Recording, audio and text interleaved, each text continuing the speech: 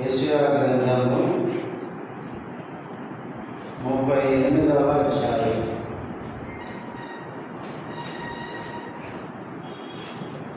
యెషయా గ్రంథము 38వ అధ్యాయంలో 4-5 వచనాలు అందరం కలిసి చదువుకుందాం. యెహోవా వాక్కు యెషయాకు ప్రత్యక్షమై ఇలాగు సెలవిచ్చెను. నేను తిరిగి హిజ్కియా యొద్దకు పోయి అతనితో ఇట్లనెను, నీ పితరుడైన దావీదునకు దేవుడైన యెహోవా నీకు సెలవిచ్చినదేమనగా, నీవు కన్నీళ్లు విడిచిన చూచితిని, నీ ప్రార్థన నేను అంగీకరించి ఉన్నాను. ప్రార్థన చేసుకుందాం.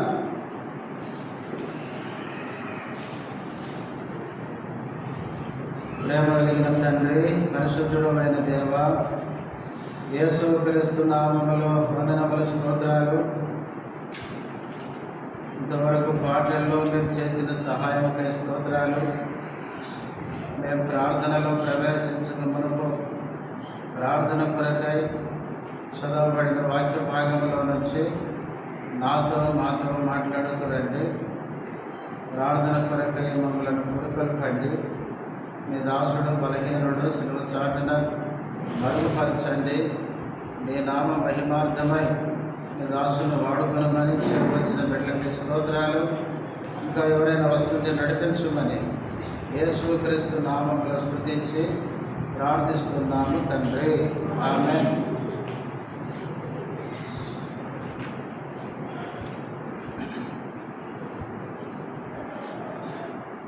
మనము పోయిన వారం కూడా ఇవే వచనాన్ని బాగానే చదువుకొని ప్రార్థన కొరకై మనం ఒక మాటను జ్ఞాపకం చేసుకున్నాం. దేవుడు ప్రవక్త అయిన యెషయాకు ప్రత్యక్షమై, నేను రాజైన హిజ్కియా యొద్దకు పోయి ఏమని చెప్పమన్నాడు, నీ పితరుడైన దావీదునకు దేవుడైన యెహోవా నీకు సెలవిచ్చినదేమనగా. దేవుడు ఎవరో హిజ్కియాకి జ్ఞాపకం చేస్తూ, నీ పితరుడైన దావీదునకు దేవుడు అని చెప్పమని చెప్పాడు. పోయిన వారము ఈ దావీదునకు దేవుడు అని ఎప్పుడు చెప్పాడో దావీదును గురించి కొన్ని మాటలు మనం గుర్తు చేసుకున్నాం. ఈరోజు ఇంకొక మాట గుర్తు చేసుకుని ప్రార్థనలోకి వెళ్దాం. 5వ వచనంలో 3వ లైన్లో ఏమన్నాడు, నీవు కన్నీళ్లు విడిచుట చూచితిని, నీ ప్రార్థన నేను అంగీకరించి అన్నాను. దేవుడు యెషయా ప్రవక్తకు ప్రత్యక్షమై హిజ్కియా యొద్దకు పోయి, నీ పితరుడైన దావీదునకు దేవుడైన యెహోవా నీకు సెలవిమ్మని చెప్పాడు. ఏమన్నాడు, నీవు కన్నీళ్లు విడుచుట నేను చూచితిని.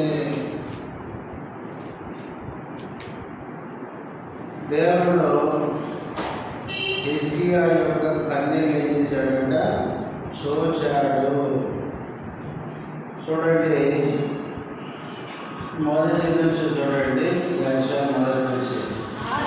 ఆ దినములలో హిజ్కియాకు మరణకరమైన రోగం కలుగగా ప్రవక్తయు ఆమోజు కుమారుడునైన యెషయా అతని యొద్దకు వచ్చి, నీవు మరణమవుచున్నావు, బ్రతుకవు కనుక నీవు నీ ఇల్లు చక్కబెట్టుకొనమని యెహోవా సెలవిచ్చుచున్నాడని చెప్పగా.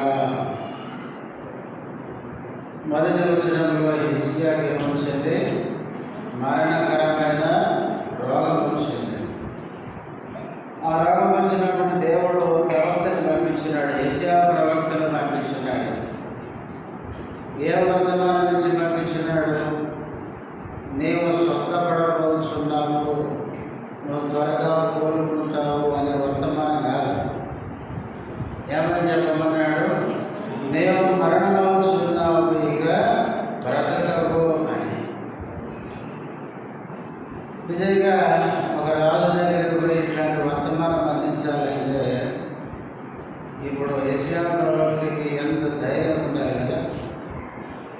బైబిల్లో కొంతమంది ప్రవక్తలు చాలా ధైర్యంగా పోయి రాజులకి వాళ్ళకి వ్యతిరేకంగా వర్తమానం అందించున్నారు. ఏలియా ప్రవక్త ఆహాబు దగ్గరికి పోయి ఏమని ప్రకటించినాడు? నా మాట ప్రకారంగా 3.5 సంవత్సరాల వరకు భూమి మీద మనసైన వర్షమైన కురవదని యెహోవా సెలవిస్తున్నాడు అని ప్రకటించినాడు. అంటే ఒక రకంగా చెప్పాలంటే 3.5 సంవత్సరాలు ఈ దేశంలో ఏం రాబోతుంది? కరువు రాబోతుందని ప్రకటించినాడు. అలాగే బాప్తిస్మం ఇచ్చి యోహాను, ఆయన ఎవరు? హేరోదు రాజు దగ్గరికి పోయి నీవు నీ సహోదరుని భార్యను ఉంచుకున్నావు అని ప్రకటించినాడు. నిజంగా ఇట్లా చెప్పాలంటే ఒక రాజుల దగ్గరికి వెళ్ళి చెప్పి ఆ ప్రవక్తలకు ఏముండాలి? ఎంతో ధైర్యం ఉండాలి. ఎందుకంటే వాళ్ళు మామూలు వ్యక్తులు కాదు, ఒక ఉన్నతమైన హోదాలో ఉన్న వ్యక్తులు. ముఖ్యంగా వాళ్ళు రాజులు. మనం చెప్తాం కదా, పెద్దలు అంటారు కదా, ఆ రాజుకు కోపం వస్తే దెబ్బలకి వదిలేముందని. కాబట్టి వాళ్ళకి కనుక వీళ్ళు అందించిన వర్తమానానికి కోపం వచ్చిందనుకో ప్రవక్తలను ఏమైనా చేయవచ్చు. కనుక యెషయా ప్రవక్త వచ్చి నీవు మరణము చూన్నావు, ఇక బ్రతకవు అంటూ ఒక మాట చెప్పినాడు. నీవు నీ ఇల్లు ఏం చేసుకో? చక్కబెట్టుకో. ఇక్కడ ఇల్లు అంటే ఆయన జీవితం. నువ్వు సరి చేసుకో, చక్కబెట్టుకో అని చెప్పేసరికి 2వ వచనం, అతడు తన ముఖము గోడ తట్టు తిప్పుకొని యెహోవా యథార్థ హృదయం గలవాడనై సత్యముతో నీ సన్నిధిని నేను నట్లు నడుచుకుంటేనో నీ దృష్టికి అనుకూలముగా సమస్తము నేను ఎట్లు జరిగించుతున్నో ప్రభుత్వం జ్ఞాపకం చేసుకున్నామని హిజ్కియా కన్నీళ్లు విడుచుచు యెహోవాను ప్రార్థింపగా. ఎప్పుడైతే ఈ ప్రవక్త వచ్చి వర్తమానం అందించాడో వెంటనే వర్తమానం అందించిన ప్రవక్త మీద కోపడక ఆయన ఏం చేశాడంటే వెంటనే కన్నీళ్లు కలుస్తున్నాడు. మనం 3వ వచనం చివరిలో చదువుతాం. హిజ్కియా కన్నీళ్లు విడుచుచు యెహోవాను ప్రార్థింపగా. హిజ్కియా ఎవరండి? రాజు. ఒక రాజు ఏం చేస్తున్నాడు? చిన్న పిల్లవాళ్ళగా గడుస్తున్నాడు. ఇంకా పాత తర్జుమాలు ఏముంటుందంటే ఎక్కి ఎక్కి అడిస్తున్నాడు. చిన్నపిల్లలు నడుస్తారు కదా, మరి ఆపరా అంటే ఏం చేస్తారు? వాళ్ళు ఎట్లా ఏడుస్తారు? గుటక తీసుకుంటే ఏడుస్తారు చూడండి, ఎక్కి ఎక్కి. అట్లా హిజ్కియా ఏం చేశాడంటే యెషయా ప్రవక్త వర్తమానం అందించగానే దేవుడి తండ్రి ముఖం తిప్పుకొని యెహోవా యథార్థ హృదయుడనై సత్యముతో నీ సన్నిధిని నేను ఎట్లు నడుచుకుంటున్నా, నీ దృష్టికి అనుకూలంగా సమస్తము నేను ఎట్లు జరిగించుకున్నా ప్రభుతో జ్ఞాపకం చేసుకోమని కన్నీళ్లతో ఎక్కి ఎక్కి వేడుస్తూ దేవునికి ఏం చేశాడో ప్రార్థన చేశాడు. ఎప్పుడైతే హిజ్కియా కన్నీళ్లు కలిసినాడో దేవుడు యెషయా ప్రవక్తకు ప్రత్యక్షమై ఇప్పుడు నువ్వు వెళ్ళి హిజ్కియాతో చెప్పు ఏమని, నీవు కన్నీళ్లు విడుచుట నేను చూచితిని. ప్రియులారా, హిజ్కియా యొక్క కన్నీళ్లు దేవుడు చూసినట్లే మన కన్నీటిని కూడా దేవుడు చూచేవాడు. హిజ్కియా అయితే మరణకరమైన రోగం వచ్చింది, ఇక చనిపోదామని వర్తమానం కూడా అందింది. కాబట్టి తాను దేవుని దగ్గరకు వచ్చి కన్నీళ్లతో ఏడుస్తున్నాడు. హిజ్కియా సమస్య ఏంటంటే రోగం వచ్చింది, చచ్చిపోతాడనే వార్త వచ్చింది. మరి మనకెన్ని సమస్యల్లో మనం ఏ సమస్య గురించి మనం కన్నీటితో దేవుని సన్నిధిలో ప్రార్థిస్తుంటాము. మనం దేవుని సన్నిధిలో కష్టము, శ్రమ, దుఃఖంతో మనం కన్నీటితో దేవుని సన్నిధిలో ప్రార్థించేటప్పుడు దేవుడు మనతో కూడా చెప్పే మాట ఏంటంటే, నీవు కూడా కన్నీళ్ళు విడుచుట నేను చూచాను. మన దేవుడు ఎవరంటే చూచే దేవుడు. ఆదికాండ 16వ అధ్యాయంలో హాగరు దేవునికి ఏమని పేరు పెట్టేది? చూచుచున్న దేవుడవు నీవే అని పేరు పెట్టేది. హాగరుకు వచ్చిన కష్టాన్ని, హాగరుకు వచ్చిన బాధను దేవుడు చూచి హాగరుకు బేర్షెబాలో ప్రత్యక్షమైనాడు. హాగరును ఓదార్చాడు, ధైర్యపరిచాడు. కాబట్టి మన దేవుడు మనం కన్నీరు గారవడం, మనం దుఃఖంతో ఏడవడం దేవుడు చూస్తున్నాడు అని మర్చిపోవద్దు. చాలాసార్లు మనం ఏమనుకుంటామంటే, దేవుని సన్నిధిలో మనం కన్నీటితో ప్రార్థిస్తున్నప్పుడు కొన్నిసార్లు మన ప్రార్థనకి జవాబు రావడం ఏమవుతుంది? ఆలస్యమైంది. అప్పుడు మనం దేవుడిని ప్రశ్నిస్తుంటాం. ఏమని? చూడండి 39వ కీర్తన, 39వ కీర్తన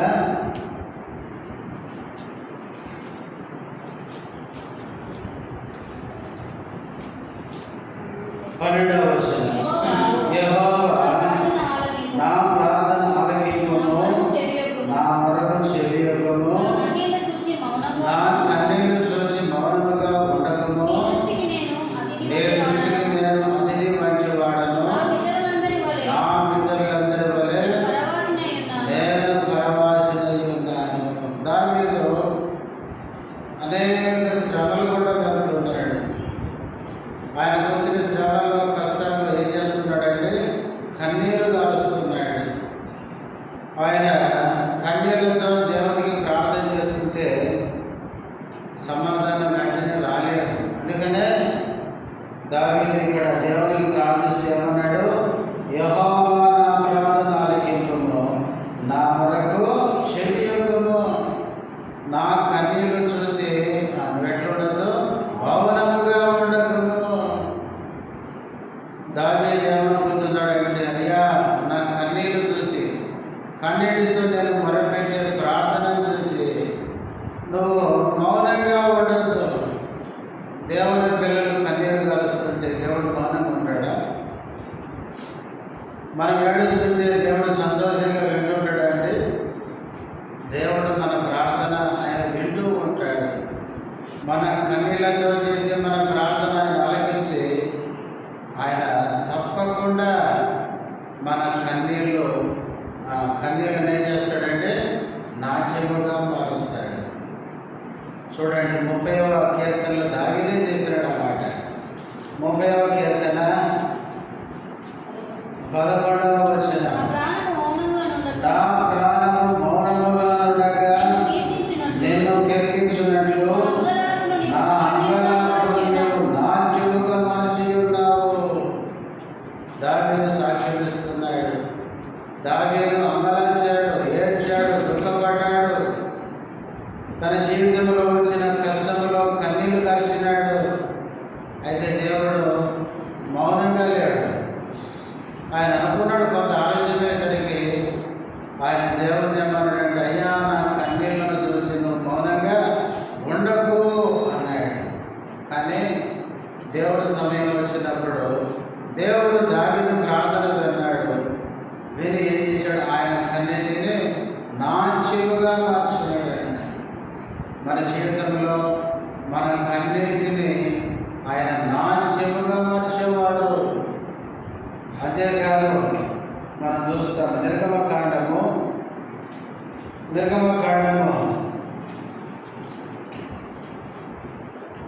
3వ అధ్యాయం 7వ వచనం. మరియు యెహోవా ఇట్లనెను, నేను ఐగుప్తులో ఉన్న నా ప్రజల బాధను నిశ్చయముగా చూచితిని. పనులలో తమను కష్టపెట్టు వారిని బట్టి వారు తెచ్చిన మరణం వెంటనే వారి దుఃఖములు నాకు తెలిసే ఉన్నవే.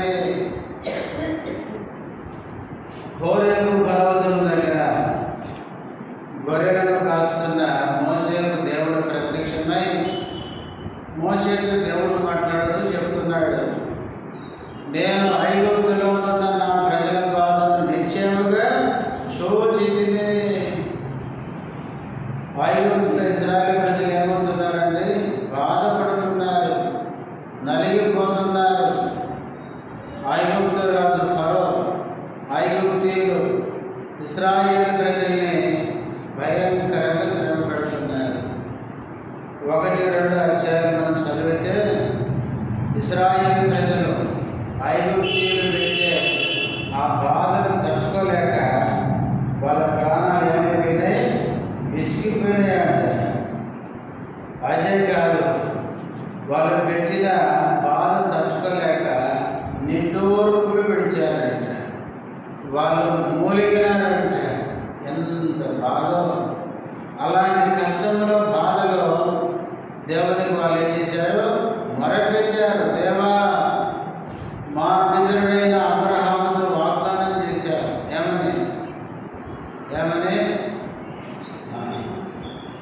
నీ సంతతి వారు తమని కాని పరదేశంలో 400 సంవత్సరాలు బానిసలుగా ఉంటారు. ఆ తర్వాత వారిని ఏం చేస్తారన్నావు?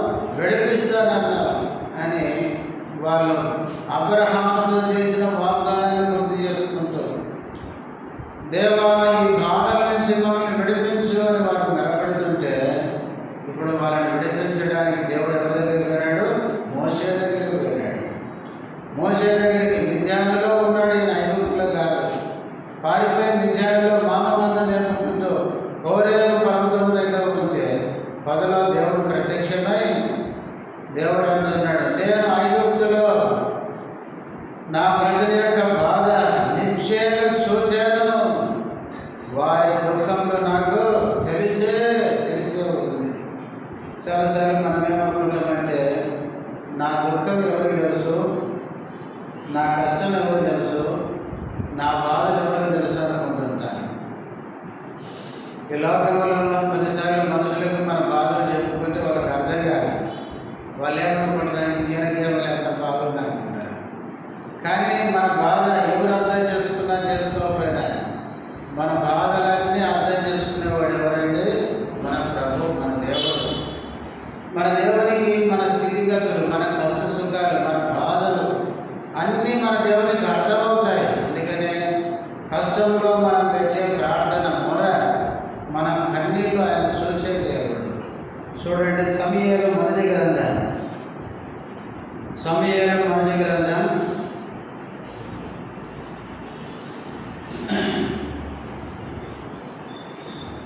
10-11 వచనాలు. బహు దుఃఖాక్రాంతురాలై వచ్చి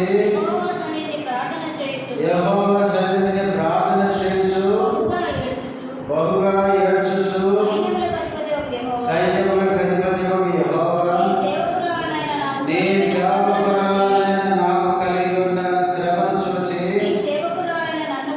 నీ సేవకురాలైన నన్ను మరొక జ్ఞాపకం చేసుకొని నీ సేవకురాలైన నాకు మగ పిల్లలు దయచేసిన ఎడల వారి తల మీదికి క్షౌరపు కత్తి ఎన్నటికీ రానియక వాడు బ్రతుకు దినములన్నిటను నేను వారిని యెహోవాకు నీకు అప్పగించునని మొక్కుబడి చేసుకొనెను. ఆమె యెహోవా సన్నిధిని ప్రార్థన చేయించుండగా ఏలీ ఆమె నోరు కనిపెట్టుచుండెను. అన్న జీవితంలో కూడా ఏమొచ్చిందంటే కష్టం వచ్చింది. తన వైరి అయిన పెనిన్న ఏం చేస్తుందంటే ఆమెను విసిగిస్తూ ఉంది. ఎన్ని మాటలు అంటుందో ఏమో. కాబట్టి అన్న ఆమె విసుగుదల పొంది దుఃఖాక్రాంతురాలై 10వ వచనం చివరిలో బహుగా ఏడ్చుచు, ఎంత ఏడుస్తూ వచ్చిందో. పైన మనం చదువుతాం, భర్త అంటున్నాడు పెరిమిటి ఎల్కానా, ఎందుకు ఏడుస్తున్నావు? ఇదిగో నీకు 2 పాలు ఇస్తున్నా అని 2 పాలు ఆమెకి ఇచ్చినా కూడా ఆమె ఏం చేయలేదు. అది తినకుండా ఏడుస్తుంది. అన్న ఏడుస్తూ కన్నీటితో దేవుని సన్నిధికి వచ్చింది. దేవుని సన్నిధిలో దుఃఖంతో కన్నీటితో ఆమె బాధ, ఆమె కష్టం దేవుడికి చెప్పుకుంది. అయితే ఇశ్రాయేలు ప్రజల బాధ చూసిన దేవుడు మోషేను పంపించి ఏం చేశాడు? ఐగుప్తు నుంచి విడిపించాడు. విడుదల పొందిన ఇశ్రాయేలు ప్రజలకు ఏమిచ్చాడు? సంతోషాన్ని ఇచ్చాడు. నిర్గమకాండం 15వ అధ్యాయంలో మనం చూస్తాం. మోషేయు ఇశ్రాయేలు ప్రజలు ఈ కీర్తన పాడిరి. కీర్తనలు ఎప్పుడు వస్తాయి? యాకోబు పత్రికలో ఉంది. మీలో ఎవరికైనా సంతోషం కలిగిన అతడు ఏం చేయాలి? కీర్తనలు పాడాలి. ఐగుప్తులో పాడారా? ఇశ్రాయేలు ప్రజలు ఐగుప్తులో ఉన్నప్పుడు పాటలు కాదు, వాళ్ళు ఏడిచినారు, కన్నీరు పెట్టినారు. ఎప్పుడైతే దేవుడు విడిపించాడో వాళ్ళకు సంతోషం, ఆనందం కలిగింది. దేవుడు వాళ్ళ యొక్క కన్నీటిని తుడిచినాడు. అట్లాగే హన్న సమూయేలు మొదటి గ్రంథం 1వ అధ్యాయంలో దేవుని సన్నిధికి ఏడుస్తూ కన్నీటితో వచ్చింది. అయితే దేవుడు ఆమె ప్రార్థన ఏం చేశాడు? విన్నాడు. ఆమెను దేవుడు దర్శించాడు, గర్భాన్ని దర్శినాడు. చక్కటి కుమారుని భక్తి కలిగిన సమయాన్ని ఇచ్చినాడు. అయితే 2వ అధ్యాయం అంటది, నేను యెహోవా యందు ఏం చేస్తున్నా? ఆనందించుచున్నాను. అమ్మాడు చూడండి, 2వ అధ్యాయం 8వ వచనం, మొదటి వచనమే. నా హృదయం యెహోవా యందు సంతోషించుచున్నది. యెహోవా యందు నాకు బలము కలిగెను. నీ వలన రక్షణను బట్టి సంతోషించుచున్నాను. నా విరోధుల మీద నేను అతిశయపడుదును. సంతోషించుచున్నది. నాకు ఏం కలిగింది? సంతోషం కలిగింది. మొదటి అధ్యాయంలో దుఃఖపడింది, 2వ అధ్యాయంలో దుఃఖం ఎగిరిపోయింది. అందుకే మన దేవుడు ఏం చేసేవాడండి? ఇందాక దావీదు అన్నాడు కదా, నా కన్నీటిని తొలగించి ఏమిచ్చాడు? కన్నీటిని నాట్యముగా మార్చున్నాడు. పిల్లరా, హిజ్కియా దేవునికి ప్రార్థించినప్పుడు, కన్నీళ్లతో ప్రార్థించినప్పుడు దేవుడు యెషయా ప్రవక్త ద్వారా చెప్పినాడు, నీవు కన్నీళ్లు విడుచుట నేను చూచితిని అన్నాడు. అలాగే ఇశ్రాయేలు ప్రజలు ఐగుప్తు దేశంలో కన్నీళ్లతో దుఃఖపడుతున్నారు.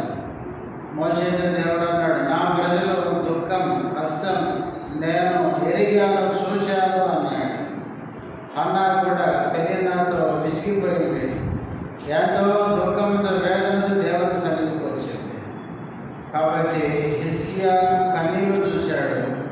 ఐగుప్తులో ఉన్న ఇశ్రాయేలు ప్రజల యొక్క దుఃఖం కన్నీళ్లు చూశాడు. హన్నా యొక్క కన్నీళ్లను కూడా దేవుడు చూసి వారు పెట్టిన మొర దేవుడు ఆలకించి వాళ్ళ కన్నీటిని తుడిచివేసి వాళ్ళ హృదయాలు ఏమిచ్చాడు? సంతోషాన్ని ఇచ్చాడు. అందుకనే మనం గుర్తుపెట్టుకోవాలి, ఈ రోజున దుఃఖం, ఈ రోజున కన్నీరు ఇది మనకేంటి? శాశ్వతం కాదు. చాలాసార్లు మనం ఏమనుకుంటామంటే, ప్రభువా ఎంతకాలం ప్రభువా నేను కన్నీళ్ళు దాచాలి, నా కన్నీళ్ళు ఇక ఇట్లే ఉండిపోవాలా, నా కన్నీళ్ళ నుంచి నన్ను విడిపించవా? ఇందాక దావీదు అన్నట్టు, నేను కన్నీళ్లు విడుస్తున్నప్పుడు నువ్వు మౌనంగా ఉండకము అన్నట్లు. లేదా మన కన్నీళ్లు దేవుడు చూస్తూ మౌనంగా ఉండడు. మన కన్నీరు తుడిచే రోజు ఒకటి ఉంది.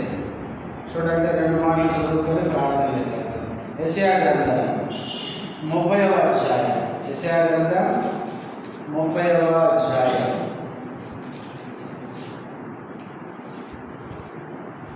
30వ అధ్యాయము 19వ వచనం. సీయోనులో యెరూషలేములోనే యొక్క జనము కాపురముండును. జనమా, నీవిక నేమాత్రము కన్నీళ్లు విడువవు. ఆయన నీ మొర విని నిశ్చయముగా నిన్ను కరుణించును. ఆయన నీ మాట వినగానే నీకు ఉత్తరమిచ్చును. దేవుడు ఏమంటున్నాడండి? సీయోనులో విషయంలోనే ఒక జనం కాపాడుకుంటుందంట. ఆ జనం దేవుని జనం. ఆ జనము దేవుడున్నాడు, జనమా నీకు ఏమాత్రం ఏం విడవవు, కన్నీళ్ళు విడవవు. ఎందుకంటే కిందనే ఉంది, ఆయన నీవు మొర విని, నీ మొర విని నిశ్చయముగా నేను చేయబోతున్నాడు, కరుణించబోతున్నాడు. గుర్తుపెట్టుకోండి, మన కన్నీళ్లతో మనం చేసే మొర దేవుడు విని కరుణించి మన కన్నీటిని తొడవబోతున్నాడు. ఎందుకంటే మన కన్నీళ్ళు ఆయన చూస్తున్నాడు. కాబట్టి మన కన్నీళ్లతో చేసే మన ప్రార్థన విని మనల్ని కరుణించే దేవుడు ఆయన. దేవుని పిల్లలు కన్నీటితో ప్రార్థించినప్పుడు దేవుడు మన కన్నీళ్లను ప్రార్థన విని కరుణించి విడిచే దేవుడు. ఇంకొక మాట చూడండి, ఇర్మియా గ్రంథం 31వ అధ్యాయం. ఇర్మియా గ్రంథం 31వ అధ్యాయం 16వ వచనం. యెహోవా ఈ ఆజ్ఞ ఇచ్చుచున్నాడు, ఏడవక ఊరుకొనుము, కన్నీళ్లు విడుచుట మానుము, నీ క్రియ సఫలమై జనులు శత్రువుని దేశంలో నుండి తిరిగి వచ్చారు. ఇదే యెహోవా. యెహోవా ఈ ఆజ్ఞించుచున్నాడు. ఏమని ఆజ్ఞించుచున్నాడంటే, ఏడవక ఊరుకొనుము. ఏడ్చే వారికి దేవుడు చెప్పే మాట, ఏడవకండి, ఊరుకోండి. ఎందుకంటే కన్నీళ్ళు విడవడం మానండి. దేవుడు నీకు వచ్చిన సమస్య నుంచి విడిపించబోతున్నాడు. ఇలా దేవుని పిల్లలమైన మనము కన్నీళ్లతో దేవునికి చేసే ప్రార్థన దేవుడు వినేవాడు, మన కన్నీటిని తుడిచేవాడు, మనకు వచ్చిన కష్టం నుంచి విడిపించి మనల్ని కరుణించే దేవుడు. మన దేవుడు కఠినుడు కాదు. ఆయన పిల్లమైన మనం ప్రార్థించినప్పుడు తప్పక మన ప్రార్థన విని మనకు వచ్చిన కష్టాల నుంచి విడిపించే దేవుడు. మన యెషయా గ్రంథం 38వ అధ్యాయంలో దేవుడు హిజ్కియాకు చెప్పమన్నాడు, నీవు కన్నీళ్లు విడుచుట నేను చూచి తిని అన్న దేవుడు ఏమన్నాడు తర్వాత, నువ్వు ఇప్పుడే చేసుకోవాలన్నాడు. నీకు ఇంకా 15 ఏళ్ళ ఆయుసు పొడిగిస్తున్నాను అన్నాడు. ఎప్పుడైతే 15 సంవత్సరాల ఆయుష్ పొడిగించాడో చూడండి, ఆ మాట చదువుకొని ప్రార్థన కదా.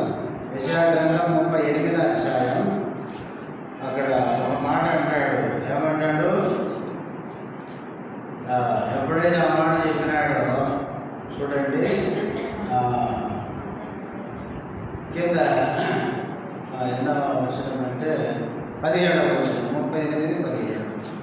మిక్కుటమైన ఆయాసము నాకు నెమ్మది కలుగుటకు కారణమైన నీ ప్రేమ చేత నా ప్రాణమును నాశనమును దోష నుండి విడిపించితివి.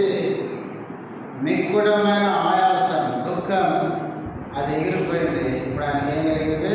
నెమ్మది కలిగింది.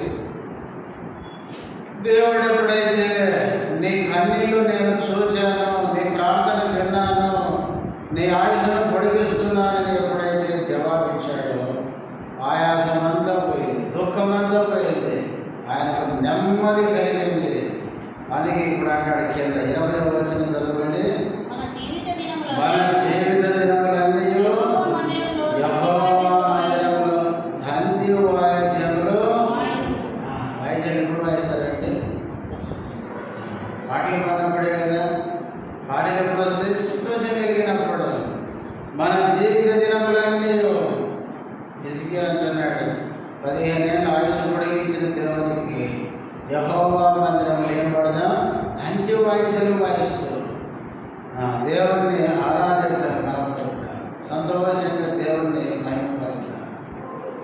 హిజ్కియా జీవితంలో కన్నీళ్లు కార్చాడు, దేవుడికి కన్నీళ్లు చూచాడు, కన్నీటి నుంచి విడిపించి ఆయనకు నెమ్మదించాడు, ఆయనకు సంతోషం ఇచ్చాడు.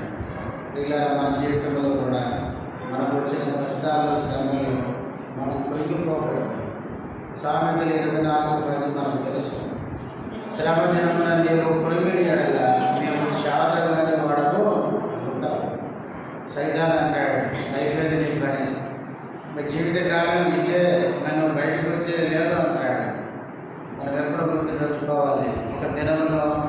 చీకటి వెలుగు రెండు ఎట్లు కలిసి ఉన్నాయో మన జీవితంలో కూడా కష్టాలు సుఖాలు ఉంటాయి.